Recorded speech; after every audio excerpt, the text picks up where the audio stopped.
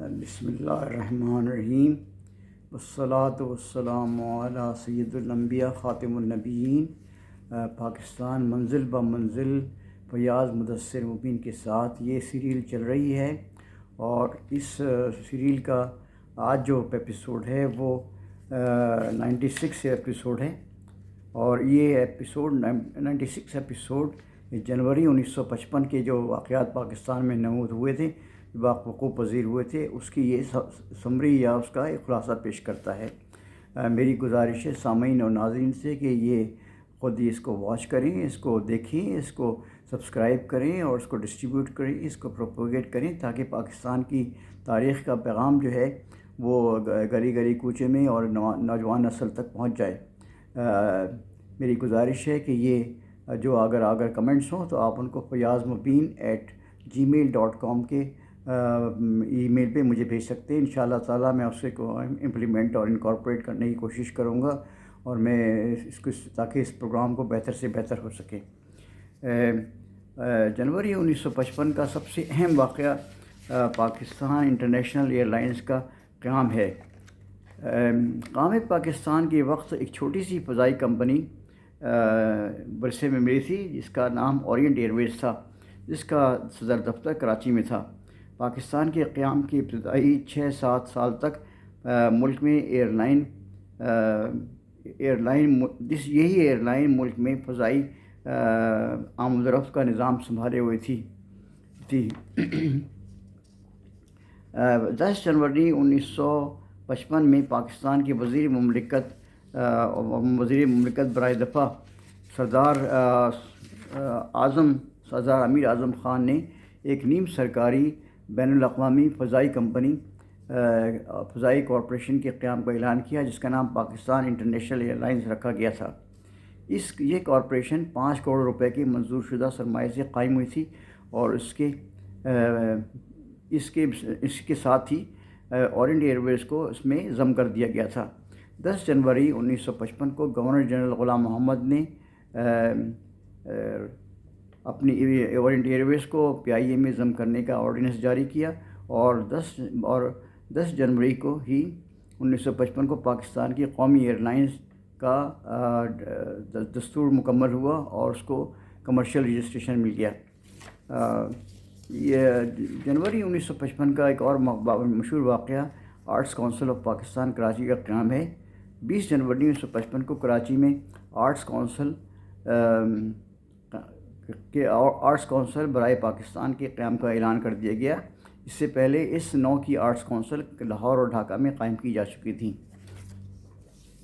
1 جنوری 1955 میں وزیر اعظم محمد علی بکرا نے پاکستان میں ایٹمی طاقت پیدا کرنے کا پہلا یورانیم تلاش کرنے کا پروسیسنگ پروجیکٹ شروع کیا۔ یہ حقیقت ہے کہ نیوکلیئر اور ایٹامک پاور بھی پاکستان میں 55 سے ہی شروع ہو گئی تھی۔ بعض لوگ بعد میں یہ دعویٰ کرنے لگے کہ جی وہ اس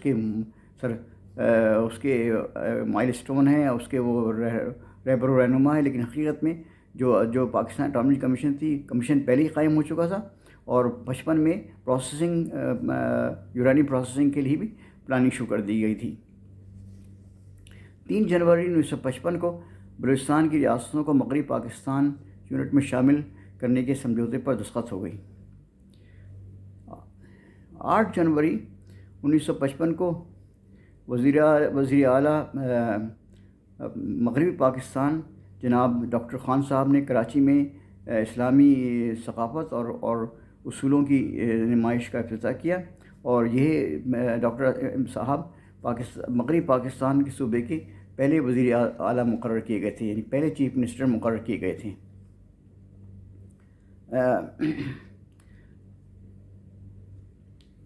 4 جنوری 1955 میں مشرقی پاکستان سے تعلق رکھنے والے ابو حسین سرکار کو مرکزی کابینہ میں وزارت کے عہدے کا کانٹریکٹ دیا گیا، اور انہوں نے اسی تاریخ کو 4 جنوری کو ہی وزیر ریلوے کا حلف لے لیا۔ اس طرح کل کابینہ میں کل وزیروں کی تعداد 13 ہو گئی۔ یہ بات یاد رہے کہ اس وقت مشرقی پاکستان بھی مغربی پاکستان میں شامل تھا، اور اس کے باوجود مرکزی کابینہ میں 13 وزیر تھے ٹوٹل، جبکہ آج کے میں سینکڑوں میں پہنچ جاتی ہیں وزیروں کی تعداد۔ 6 جنوری 1955 کو وزیر صنعت مرزا ابوالحسن اصفہانی نے کرناپھلی ہائیڈرو الیکٹرک پاور پلانٹ کا سنگ بنیاد رکھا گیا۔ کرناپھلی ہائیڈرو الیکٹرک پاور پروجیکٹ بہت اہم پروجیکٹ تھا مشرقی پاکستان کا، اور اس سے بجلی کی پروڈکشن میں، بجلی کی جنریشن میں بہت بڑا اضافہ ہوا تھا۔ 6 جنوری 1955 کو ہی قائد اعظم کے معالج کرنل الہی بخش کنگ ایڈورڈ میڈیکل کالج کے پرنسپل مقرر کیے گئے۔ 7 جنوری 1955 کو حکومت پاکستان نے پاکستان میں ایٹمی طاقت کا ادارہ یعنی پاکستان اٹامک انرجی کمیشن قائم کر دیا گیا تھا۔ یعنی حقیقت میں پاکستان میں جو نیوکلیئر پاور کا جو سٹارٹ ہوا ہے 1955 میں ہوا تھا، جبکہ محمد علی بوگرا وزیر اعظم تھے، اور اس وقت غلام محمد گورنر جنرل تھے۔ تو یہ حقیقت ہے کہ پاکستان میں نیوکلیئر پروسیسنگ پلانٹ اور نیوکلیئر پروسیسنگ پاور اور نیوکلیئر پاور کا آغاز 55 میں ہوا ہے، نہ کہ 60s میں، جو کہ بعض لوگ اس کو اپنا کریڈٹ لینے کی کوشش کرتے ہیں۔ 11 جنوری 1955 کو یونائٹڈ اسٹیٹس آف امریکہ نے ایک اقتصادی معاہدے پر دستخط کیے، اور جس کے تحت پاکستان کو $11 کروڑ کی صنعت و حرفت کے شعبے میں مدد دی گئی۔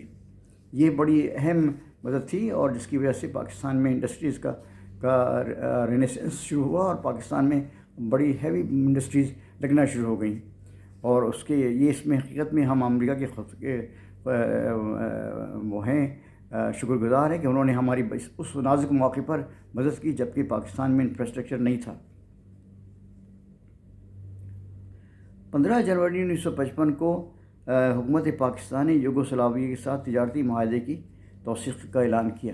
یاد رہے کہ اس وقت یوگوسلاویہ کئی ملکوں پر مشتمل تھا، اور بعد میں وہ 20-25 سال کے بعد وہ ڈسنٹیگریٹ ہو گیا، اور اس کے میں اب جو ملک بن گئے ہیں اس میں سربیا ہے، اس میں بوسنیا اور مونٹینیگرو ہے، اس میں کوسوو ہے، اور کئی دوسرے ملک اس میں شامل ہیں۔ 17 جنوری 1955 کو بھالپور ٹیسٹ میں حنیف محمد کی شاندار سینچری حاصل کی انہوں نے، اور مگر یہ حقیقت میں ان کی سینچری کے باوجود پاکستان یہ میچ ہار گیا تھا۔ 19 جنوری کو وزیر اعظم محمد علی بوگرا برطانیہ اور کینیڈا کے دورے پر روانہ ہو گئے۔ 20 جنوری 1955 کو وزیر اعظم محمد علی بوگرا پاکستان انٹرنیشنل الائنس کی آزمائشی پرواز سے کراچی سے لندن پہنچ گئے تھے۔ یہ پہلی مرتبہ تھا کہ جبکہ Pakistan international air lines Karachi سے لندن آپریٹ کر رہی تھی، اور وہاں اس سے پھر باقاعدہ فلائٹ شروع ہو گئیں، اور لوگ کمرشل پرواز شروع ہو گئی۔ 25 جنوری 1955 کو گورنر جنرل غلام محمد ایک لمبے بیرونی دورے کے مکمل ہونے پر واپس کراچی پہنچ گئے۔ یہ حقیقت ہے کہ پاکستان کے جو سربراہان مملکت ہوں، یا ان کے اور ادارے ہوں، یا ان کے اور لوگ ہوں، وہ بڑی لمبی مدت پہ جاتے تھے اور جاتے رہے ہیں اور جاتے ہیں ابھی، جبکہ وہ جس پہ لاکھوں قیمتی سرمایہ اور فورن ایکسچینج کا خرچ ہوتا ہے۔ 31 جنوری کو لندن میں دولت مشترکہ کانفرنس ہوئی، اور اس میں پاکستان کی طرف سے محمد علی بوگرا نے شرکت کی، اور انہوں نے استصواب رائے یعنی ریفرنڈم کرنے کے لیے کشمیر کے میں ایک تجاویز پیش کی، اور جس کو بھارت کے وزیر اعظم نے پنڈت نہرو نے مسترد کر دی، اور اس طرح سے یہ مستقل جو ہے یہ مسئلہ کنٹینیو ہوتا رہا۔ 3 جنوری 1955 کو حکومت پاکستان نے اپنا سرکاری طور پر جو لوگو تھا، یا تغرہ تھا، یا مونوگرام تھا، وہ منظور کر دیا، اور یہ تغرہ یعنی جو سمبلم ہے، یا لوگو کہیں اس کو، یا وہ اس کو وہ کریں، سرکاری ڈرافٹ کریں سکائی ڈرافٹ کہیں یا کوئی اور اس کو نام دیں، لیکن یہ توغرا ایک شیل کی شکل میں تھا. اس پر پٹسن، گندم اور چاول کی بالیاں دکھائی گئی تھیں، اور اوپر کی طرف سے چاند تارے کا نشان تھا، اور اس سے نیچے اردو میں قائزم کے مشہور الفاظ ایمان، اتحاد اور تنظیم لکھے ہوئے تھے. جنوری 1955 کا مشہور واقعہ یہ ہے کہ بھارت کی کرکٹ ٹیم نے پاکستان کا دورہ کیا اور پاکستان کی سرزمین پر پہلی ٹیسٹ سیریز کھیلنے کا اعزاز حاصل کیا. اس سیریز میں پاکستان کی قیادت عبدالحفیظ کردار نے کی تھی. اس ٹیسٹ سیریز کا پہلا ٹیسٹ 1 جنوری سے 4 جنوری تک کے درمیان کھیلا گیا. یہ پاکستان کی سرزمین پر پہلا ٹیسٹ تھا جو بھارت نے ٹیسٹ میچ تھا جو پاکستان میں کھیلا گیا. اس کے بعد بھاولپور میں، پشاور میں اور کراچی میں 4 ٹیسٹ مزید کھیلے گئے. جو پہلا ٹیسٹ تھا وہ ڈھاکہ میں کھیلا گیا تھا. یہ عجیب و غریب اتفاق کی بات ہے کہ پاکستان کی کرکٹ کی تاریخ کا پہلا جو ٹیسٹ میچ ہے وہ مشرقی پاکستان میں ڈھاکہ سٹی شہر میں کھیلا گیا تھا. آج ہمارے ساتھ وہ نہیں ہے، لیکن ہمارے میں یہ تاریخ کا حصہ ہے کہ ہم نے کوشش کی کہ ان کو کسی طریقے سے قومی دھارے میں شامل کیا جا سکے. مگر افسوس کی بات یہ ہے کہ یہ پوری 4 ٹیسٹ کی سیریز ہار جیت کے بغیر ختم ہو گئی اور اس کا کوئی نتیجہ نہیں نکل سکا. اس سیریز میں جو سب سے اہم جو بات ہے وہ حنیف محمد پاکستان کی طرف سے سنچری تھی، اور اس کے علاوہ حنیف محمد کے علاوہ علیم الدین صاحب کے جو تھے پاکستان کے جو بیٹسمین تھے ان کی بھی ایک ٹیسٹ سنچری تھی. یہ واقعات میں نے آپ کے جنوری 1955 کے پیش کیے گئے. جو یہ ایپیسوڈ نمبر 96 ہے.